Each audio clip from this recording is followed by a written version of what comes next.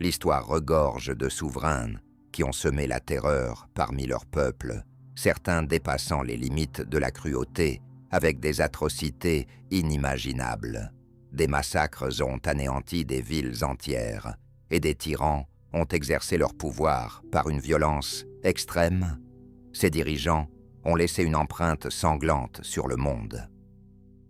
Au cours de ce voyage, nous explorerons les récits effrayants des dirigeants les plus atroces de l'histoire ancienne, des hommes dont les noms évoquent à jamais l'horreur.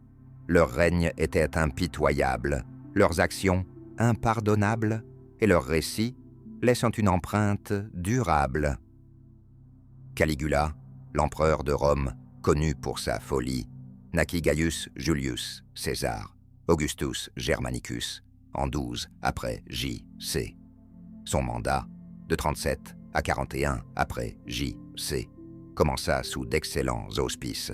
Il annonça des grâces pour les prisonniers, abolit des procès injustes et divertit le peuple avec des spectacles et des festivités. Cependant, ce départ prometteur se transforma rapidement, laissant apparaître un souverain en proie à la cruauté, à la dépravation et à une soif de pouvoir incontrôlable. La dérive de Caligula vers la folie se manifesta avec sa proclamation de divinité, où il exigea d'être adoré. Il demanda à être vénéré en tant que Dieu vivant et ordonna l'implantation de statues à son effigie dans les temples, y compris dans le sanctuaire juif à Jérusalem, un geste qui faillit susciter une révolte. Son mépris pour le Sénat était sans bornes. Il humilia les sénateurs en les forçant à ramper devant lui et à subir des indignités. Plus encore, il agressait leurs épouses, les prenant lors de banquets pour son propre plaisir et se vantant ensuite de ses actes devant leurs maris, les plongeant dans l'humiliation et l'impuissance. L'irresponsabilité financière caractérisa son règne. Caligula gaspillait les ressources de l'État dans des spectacles somptueux, des palais et des festins. Face à un manque de fonds, il saisit les biens de l'élite romaine et exécuta leurs propriétaires sous de fausses accusations pour légitimer ses appropriations. L'un de ses actes les plus insensés et scandaleux fut d'octroyer des richesses à son cheval, Incitatus, en lui faisant construire une. En proie à la paranoïa, Caligula se retourna contre ses alliés et ses ennemis, éliminant quiconque représentant une menace. En 41 après J.C., son comportement erratique avait aliéné presque tous ceux qui l'entouraient, incitant une conspiration parmi les sénateurs, la garde prétorienne et ses conseillers proches. Il fut assassiné, ce qui mit fin à son règne dans un climat de violence, mais laissa une impression durable en avertissant des dangers d'un pouvoir absolu, distordu par la folie. Le règne de terreur de Néron Claudius, César Augustus Germanicus, qui gouverna Rome de 54 à 68 après J.C., est marqué par une cruauté sans pareille et un profond égocentrisme. Autrefois considéré comme un empereur prometteur, il transforma rapidement son règne en l'un des plus tyranniques de l'histoire. Le règne tyrannique de Néron. L'un des actes les plus honteux de Néron fut sa gestion du grand incendie de Rome en 64 après J.C., qui ravagea de vastes zones de la ville. Bien que son origine soit sujette à controverse, des historiens anciens comme Tacite insinuent que Néron aurait pu provoquer l'incendie pour faire place à son opulent palais, la Domus Aurea.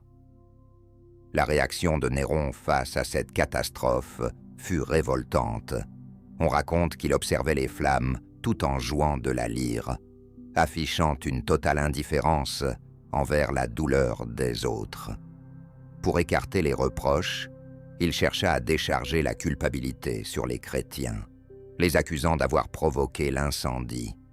Il leur infligea des tortures atroces. Certains furent crucifiés, d'autres déchiquetés par des chiens ou enroulés dans des peaux d'animaux pour être exposés aux bêtes sauvages. Le châtiment le plus terrible consistait à enflammer des chrétiens pour les transformer en torches humaines, éclairant ainsi les jardins de Néron durant la nuit. Ces actes Ils furent soumis à des tortures atroces. La cruauté de Néron frappait même sa propre famille. Il chercha à éliminer sa mère, Agrippine, orchestrant son meurtre après plusieurs tentatives infructueuses par empoisonnement et noyade. Il fit aussi exécuter son épouse, Octavie, en l'accusant à tort d'adultère. Dans un accès de colère, il tua sa maîtresse enceinte, Poppaea Sabina, d'un coup de pied. L'obsession de Néron pour le spectacle l'amena à contraindre l'élite romaine à assister à ses représentations théâtrales, toute fuite anticipée étant perçue comme une trahison. Son dédain pour la gestion politique et ses dépenses extravagantes épuisèrent le trésor impérial, provoquant ainsi des impôts élevés et un mécontentement croissant. Alors que des révoltes éclataient à travers l'Empire, le Sénat déclara Néron ennemi public en 68 après J.C. en raison de sa trahison et son règne, caractérisé par l'égoïsme, la brutalité et la folie, reste un avertissement poignant des dangers associés à un pouvoir absolu. Les châtiments cruels de Vlad l'Empaleur, aussi connu sous le nom de Dracula, lui confèrent une réputation mémorable en Valachie au XVe siècle. Sa méthode d'exécution la plus célèbre était l'empalement, un procédé brutal par lequel les victimes étaient lentement transpercées sur un pieu pointu, souvent par le rectum ou l'abdomen, les condamnant à une mort prolongée dans la souffrance. Les chroniques historiques, évaluant que Vlad fit empaler des dizaines de milliers de personnes, incluant des criminels, des ennemis et même des innocents. Ces victimes étaient souvent exhibées dans des mises en scène macabres, avec des rangées de corps empalés le long des routes ou autour de son palais, agissant comme des avertissements sinistres pour quiconque. Le règne de terreur de Vlad dépassait l'empalement. Il employait aussi d'autres méthodes meurtrières, comme l'ébullition, le brûlage et la mutilation de ses ennemis. L'Empire ottoman était particulièrement visé par sa colère, car il aurait capturé et torturé des prisonniers, parfois en les faisant retirer vivants ou en les écorchant. Ces actes sadiques n'épargnaient pas les femmes et les enfants, qu'il faisait également empaler. La brutalité de Vlad allait au-delà des simples exécutions. Elle avait pour but d'instaurer un climat de peur et d'éliminer toute menace à son autorité. Son règne, marqué par cette terreur, a laissé un héritage sinistre, ses actions entrant dans la légende et contribuant à la création du mythe de Dracula. Les massacres brutaux d'Ivan IV, surnommé Ivan le Terrible, en Russie entre 1547 et 1984, sont devenus tristement célèbres pour son autorité était supprimée. La brutalité d'Ivan se déchaîna après la mort de sa chère épouse, Anastasia, qu'il soupçonnait d'avoir été empoisonnée par les boyards. Cet événement provoqua une répression violente contre la noblesse et incita à la création de l'Oprichnina, une force de police destinée à éliminer les ennemis présumés de l'État. L'acte le plus atroce d'Ivan eut lieu en 1570, lors du massacre de Novgorod. Suite à des accusations de trahison contre l'élite de la ville, il ordonna l'exécution de milliers de ses habitants, hommes, femmes et enfants inclus. L'Oprichnina infligea des tortures cruelles, et les victimes subirent des noyades, brûlures et décapitations. Ivan surveilla personnellement ces massacres pour garantir la diffusion de la terreur. La soif de sang d'Ivan ne se cantonnait pas à Novgorod. Il ordonna la destruction, l'incendie et le pillage de villes entières, tout en menant. Son comportement imprévisible culmina dans l'exécution de son propre fils dans un accès de colère, un acte qui participa à sa chute. Le règne d'Ivan se caractérisa par une violence intense, créant un héritage de terreur qui marqua l'histoire russe. Son époque est considérée comme l'une des plus sanglantes en Europe, où les massacres et les exécutions publiques devinrent des pratiques courantes. Attila le H, surnommé le fléau de Dieu, fut l'un des conquérants les plus redoutés de l'Antiquité, dirigeant les Huns de 434 à 453. Son passage provoqua une immense terreur à travers l'Europe. Réputé pour ses invasions acharnées des empires romains d'Orient et d'Occident, Attila se fit connaître comme un massacreux de populations entières et un destructeur de villes. Ses armées, rapides et impitoyables, s'appuyaient également sur l'historien romain Priscus, qui croisa la route d'Attila, le décrit comme un homme de petite taille, trapu, avec une grosse tête, des yeux étroits et un nez aplati, mettant en avant son regard féroce et son attitude arrogante. Attila ne se contentait pas de conquêtes. Il cherchait aussi à humilier ses ennemis. Les villes qui résistaient à lui étaient anéanties ou contraintes de payer d'énormes tributs pour éviter leur destruction complète. L'acte le plus infâme d'Attila s'est produit en 450, lorsqu'il envahit la Gaule et combattit les forces romaines lors de la bataille des Champs Cataloniques. Bien qu'il subisse une défaite, sa brutalité demeura. Ses troupes continuèrent leurs ravages en Italie, anéantissant des villes telles qu'Achille, avant de se retirer apparemment après une rencontre avec le pape Léon Ier. La légende dit que la demande de clémence de Léon fit reculer Attila, bien que certains historiens pensent que, même après sa mort, en 453, l'héritage redoutable d'Attila subsista, et son nom en vint à symboliser la destruction. Bien que son règne fût bref, Attila laissa une empreinte durable dans l'histoire, incarnant la peur, la brutalité et le génie militaire. Il réussit à unir les Mongols et à créer le plus vaste empire contigu de l'époque. Réputé pour son ingéniosité tactique et sa cruauté, Gengis Khan se distinguait par des conquêtes d'une efficacité brutale et d'une puissance écrasante.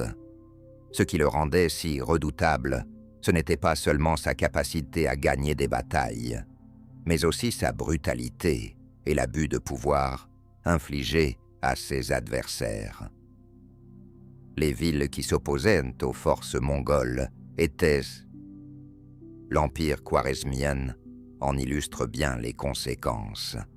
Après l'exécution d'une ambassade commerciale mongole par le gouverneur, Gengis Khan réagit par une vengeance dévastatrice, entraînant la destruction de villes, le massacre de leurs habitants et l'asservissement des survivants. Le siège de Nishapur représente l'un des épisodes les plus sanglants du règne de Gengis Khan, avec plus de 1747 000 morts, selon l'historien iranien Rachid al-Din. Un des aspects les plus sombres de son règne fut son abus systématique de pouvoir, en particulier à l'égard des femmes. Dans le cadre de sa stratégie de conquête, les soldats mongols s'emparènent souvent des femmes comme butin de guerre. Des milliers de femmes auraient été capturées, abusées, réduites en esclavage ou forcées à épouser des soldats. Dans certains cas, Gengis Khan lui-même s'appropriait ces femmes en tant qu'épouse ou concubine. Sa méthode de conquête était empreinte de violence. La pyramide de crâne de Tamerlane, également connu sous le nom de Timur Lenk, illustre la brutalité de son règne au XIVe siècle. Réputé pour son génie militaire, Tamerlane établit un empire s'étendant de l'Asie centrale au Moyen-Orient, accompagné d'une destruction dévastatrice. Ses campagnes se distinguaient par une cruauté effrayante, avec, parmi les exemples les plus terrifiants, la réalisation de pyramides faites de crânes humains. En 1398, suite à sa conquête de Delhi, Tamerlane ordonna le massacre de plus de 100 000 habitants pour afficher sa victoire et instaurer la peur parmi ses futurs adversaires. Il fit ensuite empiler les crânes de ses victimes en pyramide dans la ville, envoyant ainsi un message clair à quiconque oserait le défier. Au cours de ses campagnes, Tamerlane employa la terreur comme stratégie principale. Les villes qui offraient résistance étaient souvent anéanties et leurs habitants massacrés. La peur qu'il suscitait amenait fréquemment des cités à se rendre sans lutte. Sa cruauté ne concernait pas seulement ses ennemis. Il réduisit également de nombreux individus en esclavage, beaucoup étant utilisés dans son armée ou pour soutenir son empire. Son héritage incarne à la fois un génie militaire et une extrême brutalité. Les atrocités commises par ces tyrans évoquent les aspects les plus sombres de l'histoire humaine, marqués par un pouvoir exercé avec une cruauté sans égale. Leur règne de terreur a transformé des empires, instillé la peur et laissé des cicatrices durables à travers les siècles. Que pouvons-nous tirer de leurs actions? Cela sert-il d'avertissement sur les dangers d'un pouvoir sans limite? Partagez vos impressions dans les commentaires. Quel aspect de leur règne vous a le plus marqué? Si ce voyage à travers l'histoire vous a captivé, n'hésitez pas à aimer, à vous abonner et à activer les notifications pour ne pas rater notre prochaine exploration des récits ayant façonné le monde. Musique.